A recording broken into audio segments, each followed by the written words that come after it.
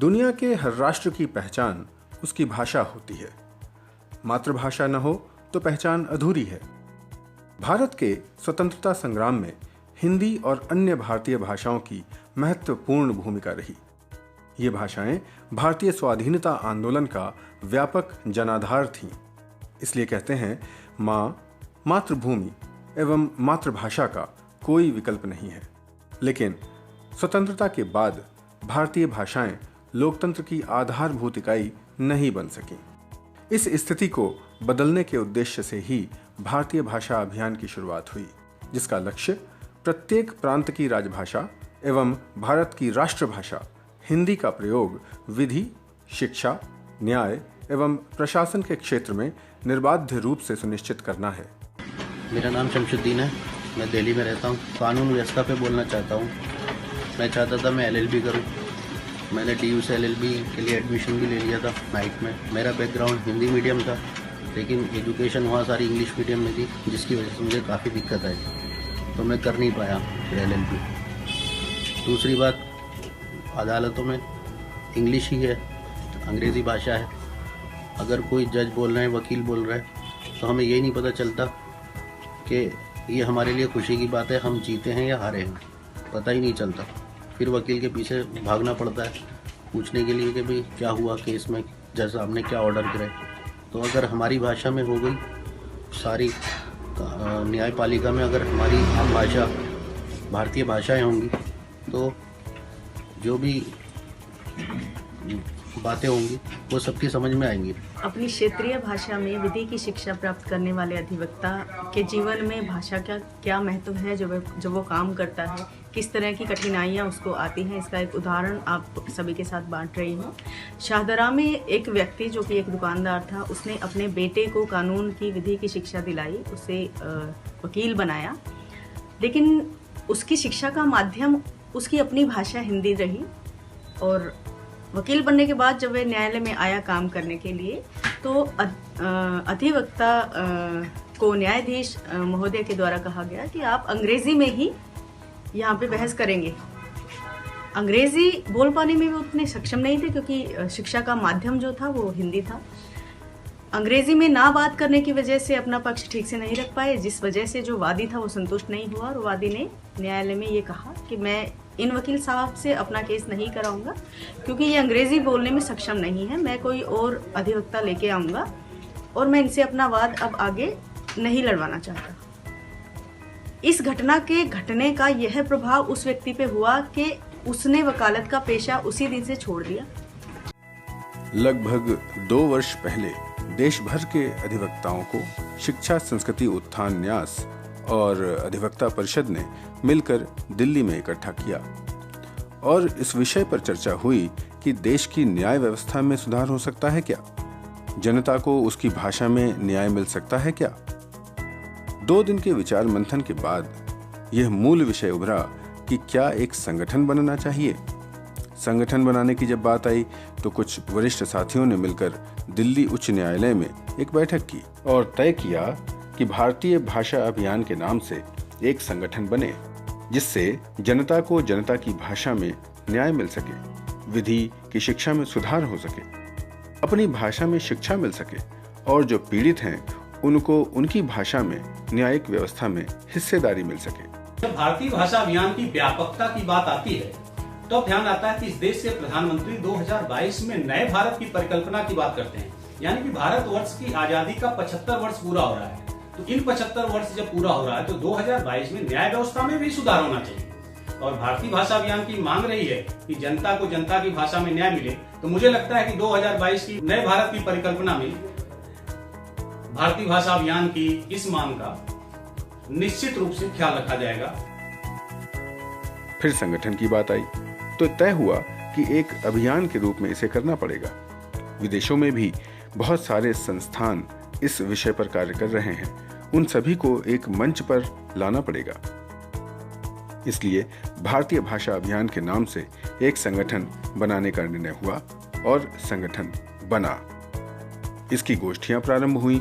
हरियाणा, उत्तराखंड, तमिलनाडु, केरल, उत्तर पूर्व और भी कई राज्यों के अधिवक्ताओं, न्यायाधीशों व प्रशासनिक अधिकारियों ने गोष्ठियां की, मंत्रणाएं की और यह निष्कर्ष निकाला कि भारतीय न्यायपालिका की कार्यशैली बहुत कुछ सिर्फ भाषाओं के माध्यम से सही हो सकती है। अनुच्छेद 343 के अंतर्गत भारत संघ की राजभाषा हिंदी है।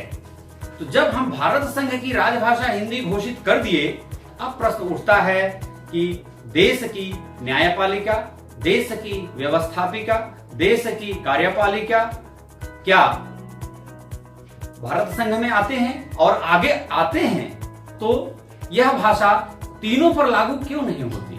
कार्यपालिका में भारतीय भाषाओं में कम हो सकता है, व्यवस्थापिका में भारतीय भाषाओं विधायिका हो सकता है, लेकिन न्यायालय में क्यों नहीं हो सकता?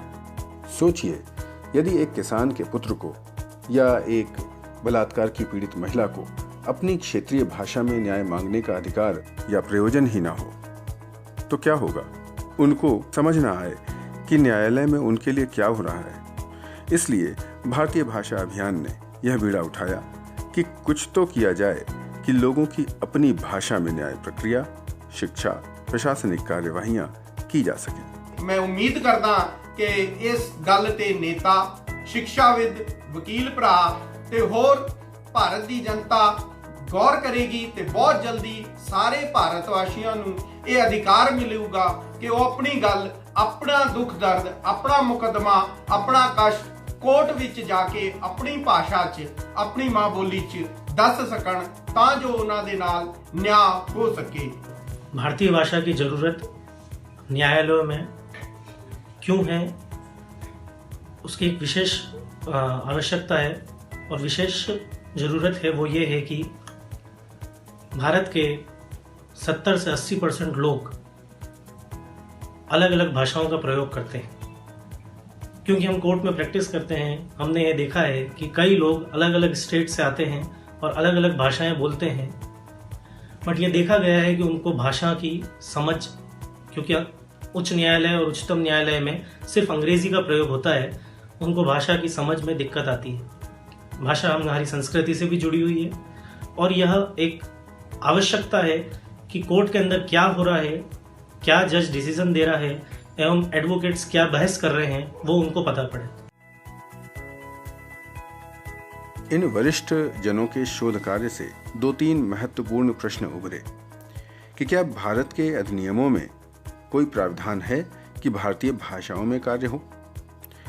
क्या इसके लिए संविधान और अधिनियमों में किसी संशोधन की आवश्यकता है? और यह तय पाया कि भारतवासियों को भारतीय भाषाओं में ही न्याय मिले, सभी न्यायिक कार्य जिला स्तर से लेकर राज्य स्तर तक भारतीय भाषाओं में ही हों।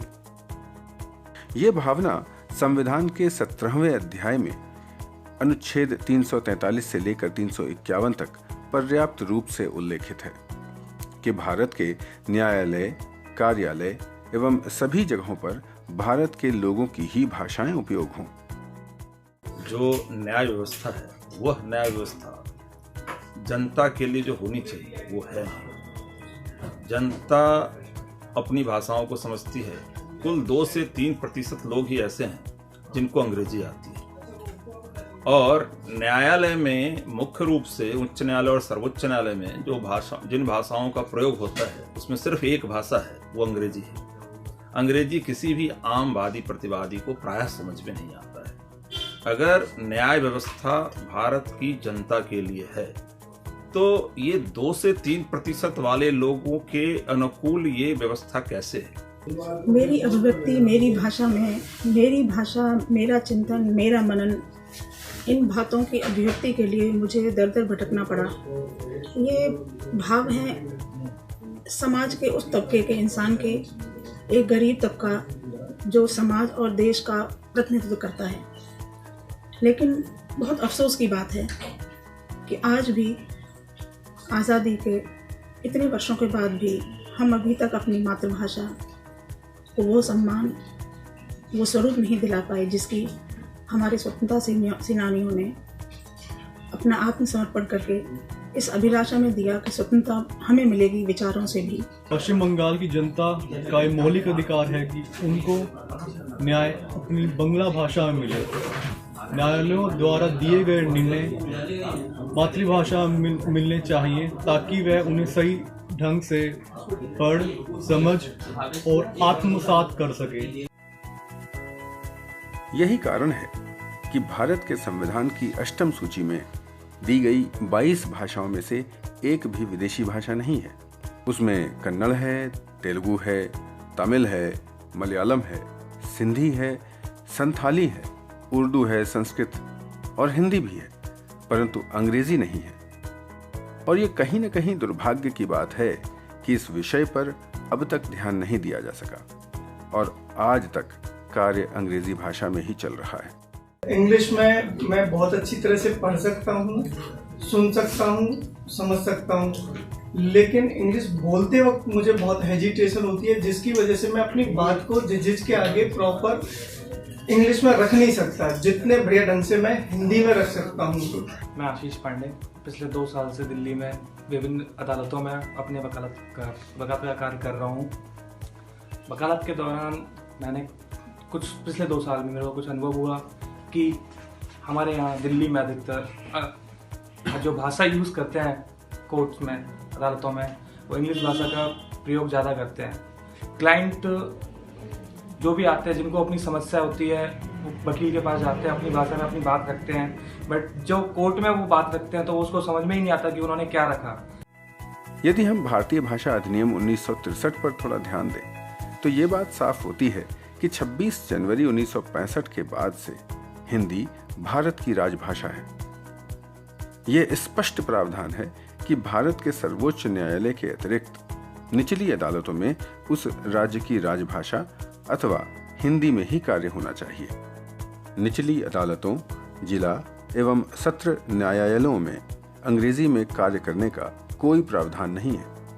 इसी प्रकार राज्य की मातृभाषा अथवा हिंदी का उपयोग राज्य के उच्च न्यायालयों में किया जाना चाहिए।